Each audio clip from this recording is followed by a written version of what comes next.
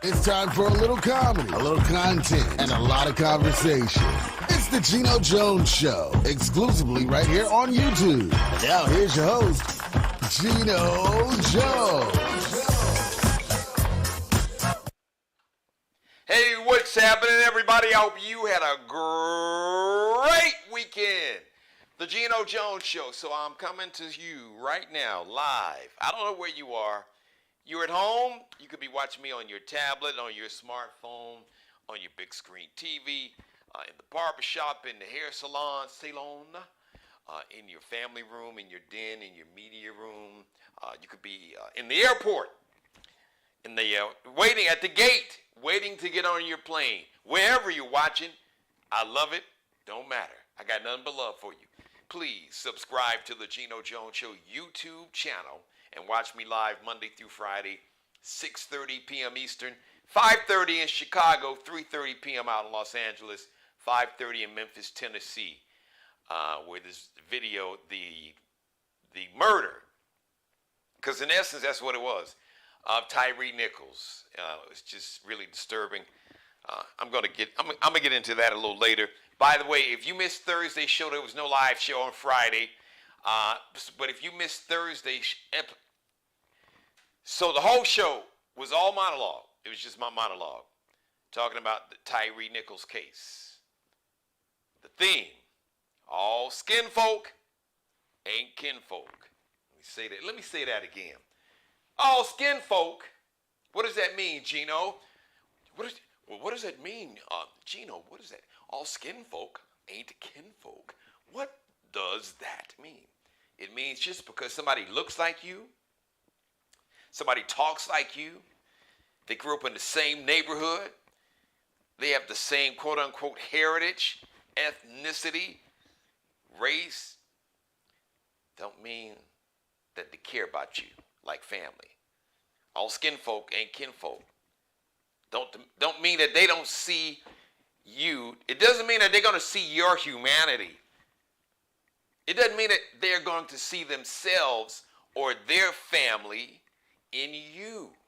Doesn't mean that, not at all. So I'm going to double back to that. But first, speaking of black, we're going to have two black quarterbacks starting in the Super Bowl in 13 days. In Phoenix, really it's suburban Phoenix to be accurate. Glendale is really part of the Phoenix metro. You know, it ain't like it's an airport in Glendale. You got to fly into Phoenix to get to Glendale. So 2 weeks, Super Bowl, the Kansas City Chiefs. And shout out to Patrick Mahomes. He's a bad man. Man, this dude beat the Cincinnati Bengals on one leg. And shout out to my man Chris Jones. Who? Chris Jones. Who? Chris Jones. There was a song in the 90s by a rapper named Mike Jones, and it was like, Mike Jones. Who? Mike Jones. Who? Anyway, Chris is probably one. Let me take that. Let me just check that. Let me take that back. Chris Jones is definitely one of the best players in the NFL, in the National Football League, one of the best defenders. Aaron Donald for the Rams, he was hurt most of this year. So this dude, Chris Jones, is on that level. So he really was dominant yesterday. And shout out to the EAGLES, Eagles. Fly, Eagles, fly. Up in the sky. That's really not how the song goes, but look, I'm from Chicago. I'm here in Charleston, South Carolina. So I got love for folks in Philly because the Eagles have always had a black quarterback all the way back to Randall Cunningham in the 90s. And then we had Randall Cunningham. Then they had my man from the south side of Chicago, Mount Carmel High School, Syracuse University, Donovan McNabb. Then they had Michael Vick after he got out of trouble after he got out of jail, out of Leavenworth, Kansas. And now they got a brother named Jalen Hurts, who is putting a hurt on the league. Love this brother's game. Love his character. Just love everything about Jalen. So it's going to be, I don't know. I'm just looking forward to this game. I know I got a kind of love-hate thing or like-hate thing with the NFL. I root for these brothers. I do. Got love for them. But we're not going to talk about the owners and just, the racism and the hiring practices. The Rooney Rule, get rid of it. The Rooney Rule says you got to, before you hire a coach, you must interview at least one minority candidate. So they just interviewed a minority candidate and don't hire one. So it's like, just stop with the bull. Stop with the bullshit. The Rooney Rule ain't really, and it was, listen, the league and the Rooney family that owned the Steelers had great intentions because they're great people. They're probably absolutely the most progressive ownership group family in the NFL. And they were progressive like in the 70s. So that should tell you something right there. Happy birthday. So the game is going to be February 12th, which is Boogie. Who's Boogie? It's my daughter, my firstborn, Lauren Shiana Hill Vaughn. It's Boogie's birthday. Sunday, February 12th. Like I said, it's going to be in Phoenix. Well, technically, Glendale, Arizona, which is part of the Phoenix Metro. Happy birthday today. She turned 64. She was a dancer on Soul Train when she was 14. She was a former co-lead singer for Shalimar with Howard Hewitt, because they were actually two dudes who were in the group. So Shalimar originally was Jody Whately and Jeffrey Daniels. Don Cornelius put them together, formed Shalimar, and then they found a couple of dudes that really couldn't sing like Howard Hewitt. And Howard Hewitt came on, and then him and Jody couldn't get along at all, and that's a whole nother story. So Jody was the female lead singer of Shalimar. Then she became a solo artist, and then she had I'm looking for a new love, baby, a new love. And then she had Real Love, Got to Have Real Love. And like she had a lot of dance hits. She had a lot of R&B hits and pop hits. But like the clubs, she's like the black female dance chanteuse, like Queen.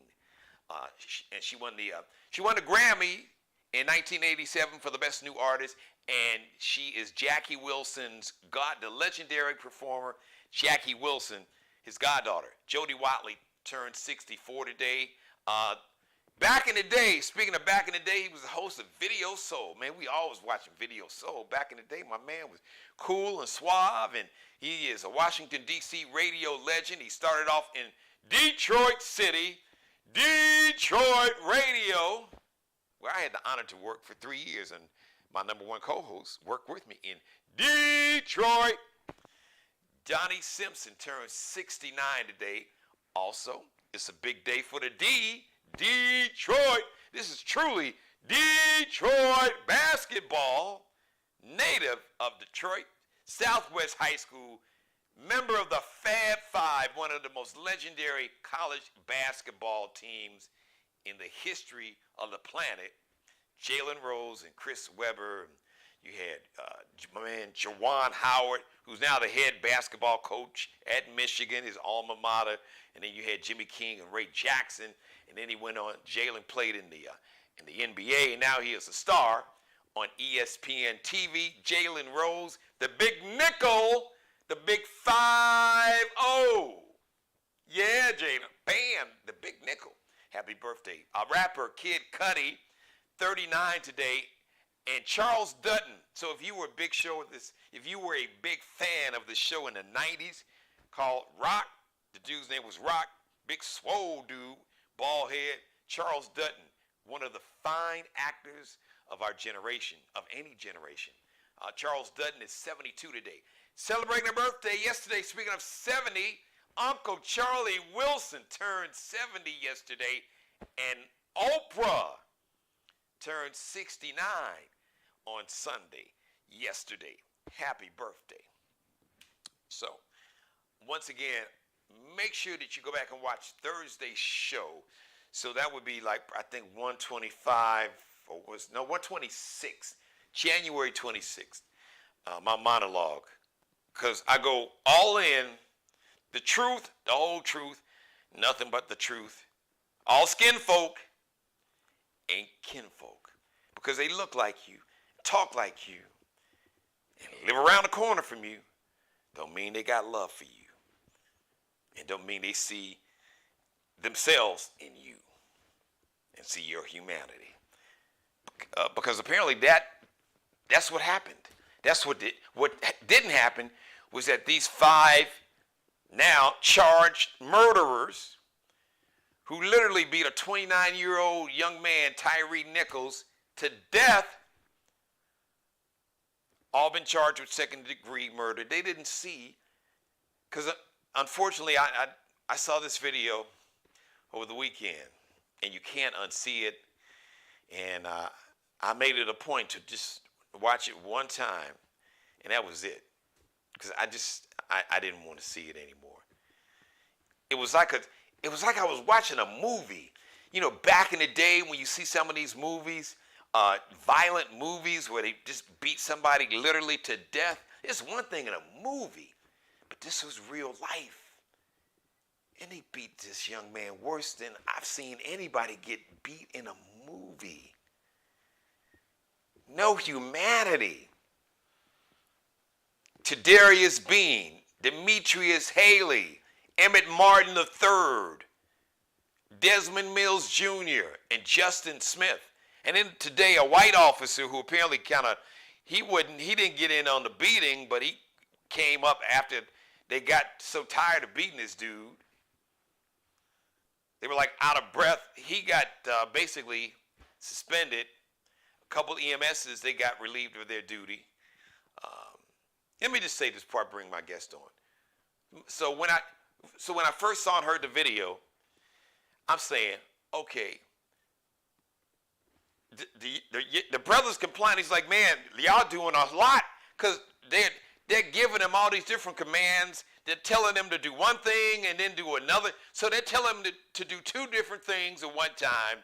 They're telling them, give us your hands. They got his hands. They're telling them to lay on the ground. Y'all already got him on the ground. It was just crazy. He's like, man, y'all doing a lot. And then he was able to get away. Young brother, 6'3", 29, like 150 pounds because he had Crohn's disease. So he's a tall, skinny dude, but he was fast. And he got away from these dudes. And a couple of them ex-football players. So their ego got caught up. Because they were like, a couple of them damn near went into cardiac arrest just trying to chase this. I mean, they like leaned over, coughing and spitting. I'm listening. I'm like, man, it sounds like y'all about to go into cardiac arrest. Chasing this kid. And then when they caught him, it was inhuman. It was completely inhumane. So I want to bring on my guest because we didn't get a chance to cover this Friday. Ladies and gentlemen, my number 1 co-host, Black Woman Magic. You see her, all things, everything, media star, professor, businesswoman, mom, better than a friend. She's family. Of course she is, because my mother's watching.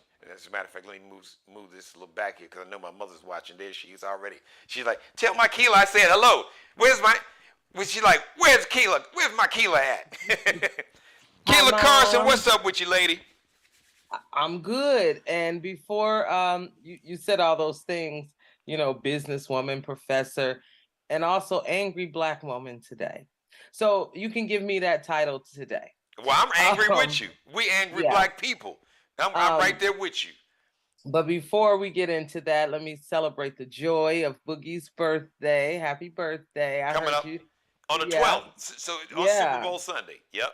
Oh, that's a good day to have a birthday. I wonder if she can pull her daddy away. Man, if I could get up to Portland, I swear to God I would. Oh, okay. So well, you got a good excuse, so you can watch the game and not be pulled away like "Happy birthday to you." It wouldn't even matter. Listen, y'all could add a Super Bowl. The Super Bowl could kick rocks if I could spend it with my daughter. Man, please. Hey, listen, Key. That's what they got replays for. Hey, well, you know, some men they like for the Super Bowl they gotta see it in the moment. Well, when it comes to my girls, listen. All that stuff is going to take second place. But in the midst of all that's going on, it is such a joyous thing to have the quarterbacks Yeah. of that melanin, Right. Patrick especially. Mahomes and Jalen Hurts. Yeah, First I mean, time ever. So you had back in 2000, I think the Super Bowl in 2007, that was the year that Prince put on one of the great performances ever when he was playing the guitar in like a hurricane. Oh, you mean for the half show? Yeah. Yeah. So you had two black head coaches. You had Tony Dungy Yes, of Dungy. Indianapolis, and you had Yes, I Lovie Smith of remember. the Chicago Bears at the time. First I time you had remember. two black head coaches coaching in the Super Bowl. So in 13 days, this will be the first time you've got two black quarterbacks starting in the Super Bowl. And that's, I mean, to be a quarterback, let me back up. Not to be a quarterback, to be allowed to be a quarterback at that level, because we know we can play at that level, but to be allowed to be a starting quarterback at that level is awesome. Let me say this though. Let me say this. Then it's not even a matter of them being allowed to. These teams don't have any other choice. Because if your ass want to win, if you want your team to win, and you've got somebody, Patrick Mahomes is the most talented football player. I mean, Jerry Rice is my dude, but this kid, Patrick Mahomes, is next level. It's like Jordan or Kobe on a football field, and really, so is Jalen Hurts. So yeah, but that's how it always has to be. It has to be, oh gosh, we don't have a choice. Wait a minute, it's the Civil War. Oh God, we don't have a choice but to put these black folks in here. So we can win the war. Yes. Thank you. It's always that. It's got to get down to crap. Well, if we want to win, we gotta, So that's what I mean by that statement. Even though, let me say this, Key. Let me say to this point, shout out to the Philadelphia Eagles, because they had black quarterbacks all the way back, like I said, the early '90s. Randall Cunningham, Donovan McNabb, Michael Vick. So they were. Let's put it. Ahead of the curve. An outlier when the rest of the league was still on some racist kind of bullshit. Yeah. So I'm glad to see that it's happening. It's going to be a good day for little brown boys and boys of color all across the world, especially in the U.S. I don't know how American football fares across the world, but at least in the U.S., there'll be little brown boys who are so proud to see a bit of representation. Yeah, no doubt. But my earlier point was to make sure I said hi to your mom and happy early birthday to Boogie. And now I'm going to get to Tyre Nichols and what's going on with our 5 black brothers. Well, more than that now, because every day it's a trickle of something else coming out. And now we have this other one who's been fired, not charged yet, but fired. Or relieved of their duties. I mean, is that fired or what is it? Well, it's fired if they're not getting a check. That administrative leave, all that is a paid vacation. Yeah, so no, this one today was not administrative. This is see you bye, and they'll figure out if they're going to charge him. Okay. He hasn't been charged yet. Shout out to the sister that's the police chief now. That Carolyn Davis. Yes, yes. Is it Saralyn? Saralyn Davis? Yeah, I think it's Saralyn. Okay, Saralyn Davis. Chief Davis. Even though she's getting some heat from some people, even from some black folks, because at the end of the day, when you are the chief, the buck does stop with you. And she did acknowledge that. She formed this division about, I think, 2 years ago, right around COVID, because Memphis's murder rate broke a record. Yeah. I think they had like 300 homicides. And I lived in Memphis for 8 years. So it's not a city the size of Chicago or Detroit. So they have 300 murders. They shouldn't have that kind of, And you're talking about this Scorpion unit or whatever it is. Yeah. So which is, she broke that up. She's like, okay, Yeah, since you all showed your ass and you're going to make me look bad, okay, how about I'm breaking this up? Because y'all don't know how to act. So that's it. I mean, you have to, even if they bring it back in some iteration, it's got to be retooled, rethought, and monitored in a different way. I don't know how Because you could bring it back in not in Memphis anyway. well, And I I don't think, mean, you know what, Key? Instead of these special units, get your ass out of the car, walk around, talk to Miss Jones, talk to Mother Carson, talk to Sister Johnson, talk to Brother Davis, get out there, meet these kids, play basketball with them, talk with them, sit down on the porch or the stoop, get to know them, walk the beat. so here's the thing. I don't think a lot of people know this because it's not talked about often. Policing, the definition of policing is not to fight crime, it's to deter crime. And those are two different things. It is to stop it before it gets there, to deter, so that the crime doesn't happen in the first place. So that goes to your point about being the neighborhood, right, police officer who's walking around and saying, "Hey, John, y'all need to get off the corner, go to class. I know y'all, it's 10 o'clock in the morning. You should be in school. Get on out of here. Or I'm going to call your mama, or take you home, or I'm going to take you to school." And let's be So, clear, Key. Let's be clear. Let me just say this. Let's be clear. Because I talked about this on Thursday's monologue. First of all, this does happen in neighborhoods where the folks absolutely. don't look like me and you. And second of all, if we're going to be historically accurate, that policing as we know it, local police departments, you got over 18,000, or somewhere around 18,000. Local policing was created out of something called slave patrols. Mm, So policing mm. was created to protect white people and their property and to control and to keep obedient and in line, or to capture free Africans or free black people. Now that's a historical fact. So you don't have to take my word for it. Mm.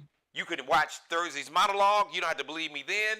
You can Google slave patrols and do your own Okay. homework. So So, just the origin of local policing has come out of something that wasn't even built to really serve and protect black people. Now that's okay. So, well, not actually wasn't to serve anybody other than the wealthy, because you do have to add that caveat in there. So if you were poor white, you was just as bad as, or well, you near weren't as getting bad. recaptured and beat. Well, You still had a okay, little if privilege. you're Yeah. taking it back there, Yeah, but I'm, you didn't have any property, be it land or quote unquote human property, but it was but still I'm talking about modern day policing. I'm trying to bring it up to Tyree, because don't nobody want to hear about 1602. We talking about today, right. where we got to do something. But to understand, one of the reasons how we got to the But day is how it started to begin with. I get that, Geno. I get that. But I'm saying people are not going to, people right now, we're in the moment, right? And so these five cops, the original five, because now, like we both said, they're adding on. Um, they they hate themselves. So what I mean by that, Oh, you're right. themselves, I mean as black people. Yes. And I say that sometimes and people get offended. "Oh, I don't hate myself. I don't." First of all, you don't know how deep, I'm talking about deep down hate, when that you don't even know. You don't even recognize it as hate. Yeah. This brainwashing of this Yes. ideology of Yes. whiteness. And what people need to understand, Key, let me just say this. And even this goes for our white brothers and sisters. Y'all have to understand, I've talked about this so many times on the show. Whiteness is really not even about color. No. Whiteness it's a power structure Power. Yes. that was created in Europe in the late 1600s. And then it came here around the same time. So it was rooted in a system where a few people will have control, economic, social, and political control. I've said that so many times. So this whole whiteness thing is bullshit. It was made up. If you get a DNA test, Key, it will not come back and say you're 85% white. I know. It's not going to distinguish if you're black, if you're white. It's Nope. this teeny bit amount that makes me black and makes this person Asian or makes that person Native American. Is this little drop. The rest is like, oh, you're just a humanoid or Right. whatever, Or your ancestors are from, Germany or Exactly. Scotland or Ireland or Exactly. African country, Cameroon or Ghana or Kenya, Nigeria. Right. So here's my hurt that they hate themselves. Yes. But have you ever been in the midst of doing something and then it hits you that, oh, this is wrong. I'm going a little too far. And then something stops you. Yeah. That's what hurts me the most. That, okay, we know the hate is there. But that at some point you didn't go, oh, wait a minute. This brother, we're totally making this up. This is a freaking lie. He wasn't driving recklessly. He's not doing anything. And how do you ask somebody to stand there and be handcuffed or whatever you want them to do when you're beating the crap out of them? That's not human nature. I'm sure they taught you that somewhere in the academy, that a person's nature is to fight for themselves, especially when they've been wronged. And he I didn't have fight. seen, He fled. He never well, I fought. mean, right, well, but what I mean is the fleeing and just trying to, because even though he wasn't fighting Geno in the sense that we see fighting, fist for fist and all that, he was saying, why are you doing this? And so to a Yes. degree, he was saying, no, stop this. What did I do? We don't have to do this. Yes. And so in a way, for cops, that's fighting, right? Or resisting. That's what you call resisting arrest. But when you're wronged or you're being beaten, your natural instinct is to protect yourself. Now, I don't care if you're a cop or the Lord God Almighty, because I think the Lord God Almighty gave us that ability to say, no, don't sit here and get beat, get out of here. So therefore, you cannot tell someone to not fight for themselves, especially when they don't understand what is being done to them. I'm sickened by it. And then to watch them start creating the narrative as they're beating him or taking a break. He's trying to reach for a gun.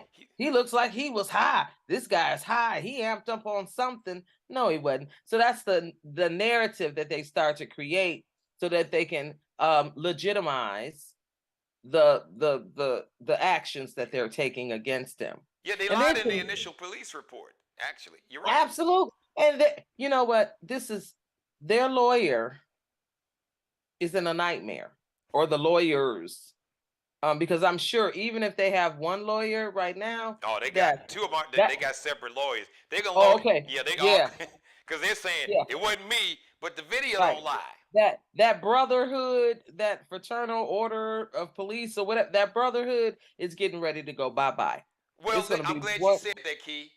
One man for himself. What you said I'm stopping because that's so important, and I want to reiterate that again. I want to repeat that. I want to stress this. Now, I grew up in Chicago. I lived in Detroit for 3 years. I can tell you for certain, because I witnessed it. I know for a fact one of the most racist organizations in America is the Fraternal Order of Police. And normally, anytime you see a white officer shoot, kill, or murder, be it Eric Gardner was choked out, Tamir Rice is a 12-year-old kid, they shot him on sight, Michael Brown, they shot him and let him lay out on the ground.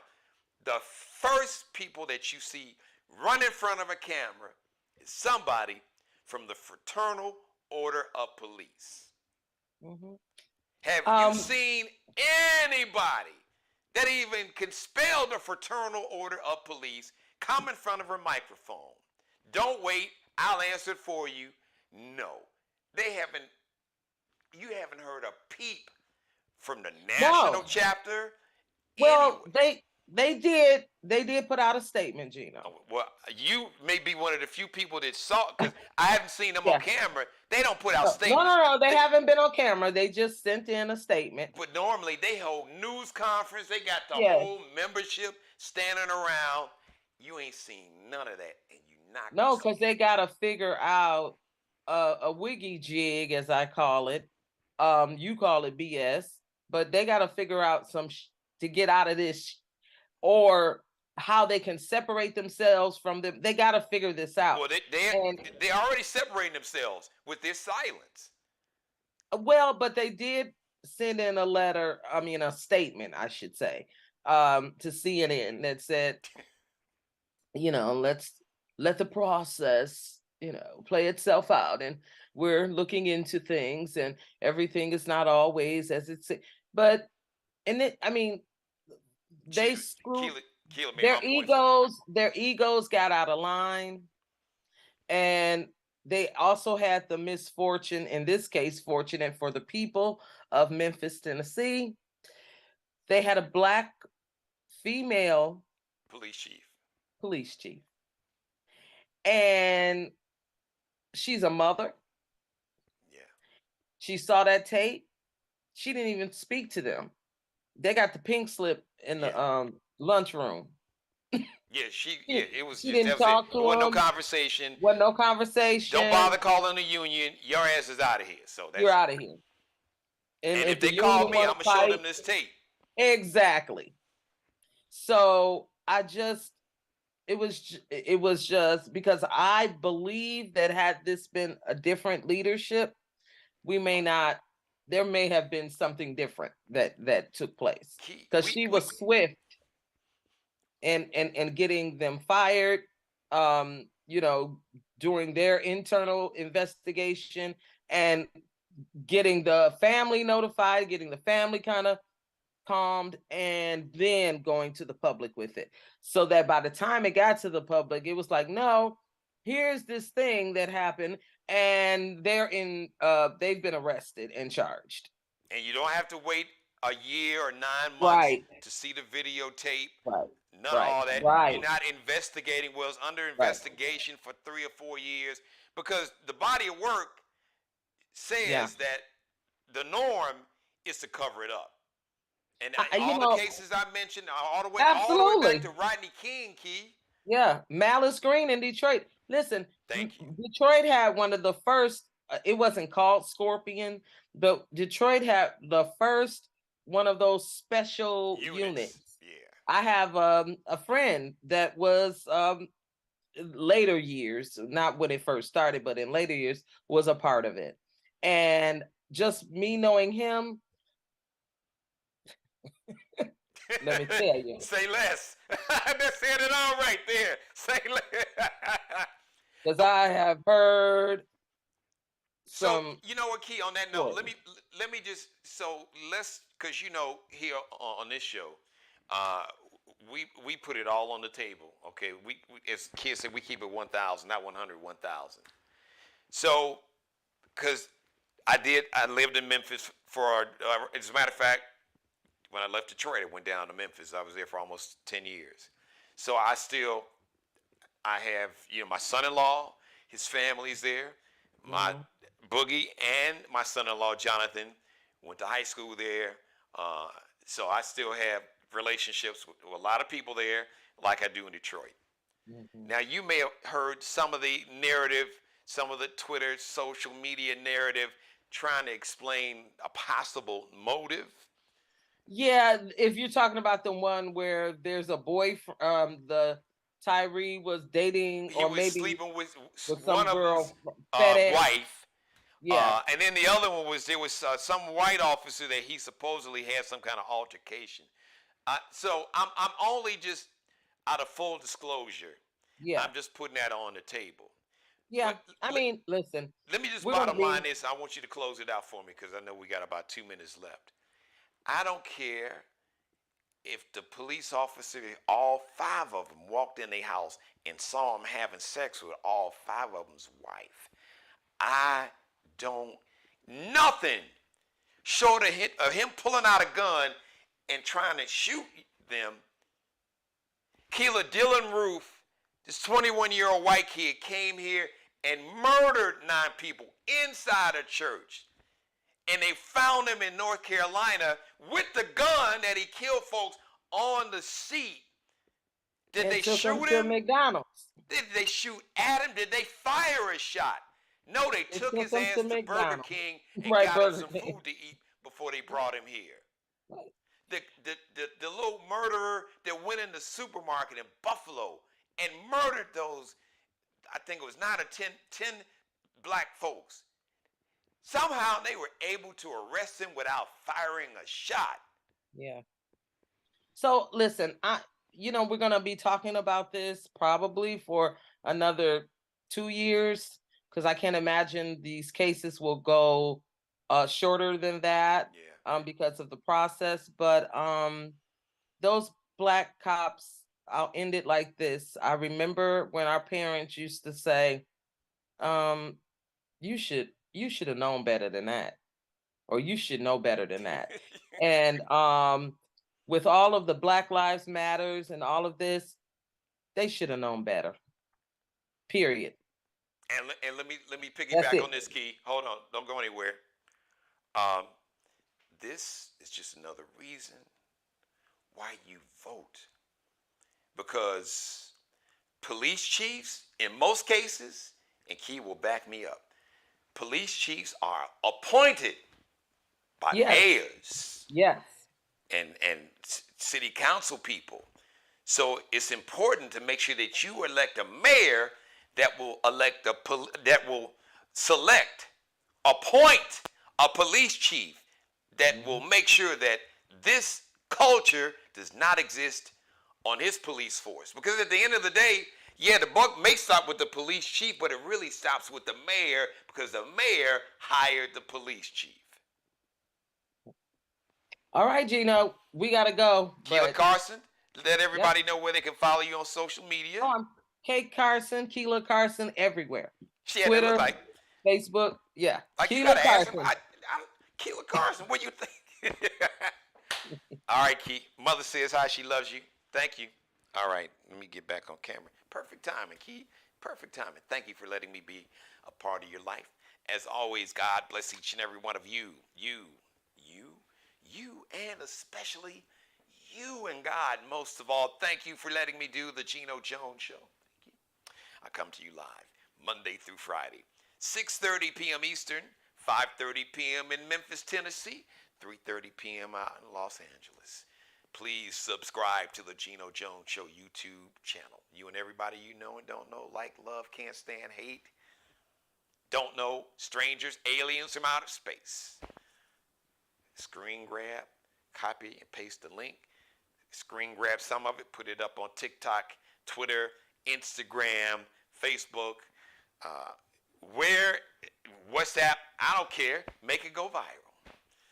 All right, everybody. The next live edition of the Geno Jones Show is going to be Tuesday, 6:30 p.m. Eastern. Shout out to Markel Bailey, the official barber and hairstylist for the Geno Jones Show. He's on Instagram, KelB Cutting Up, KelBecuttitup.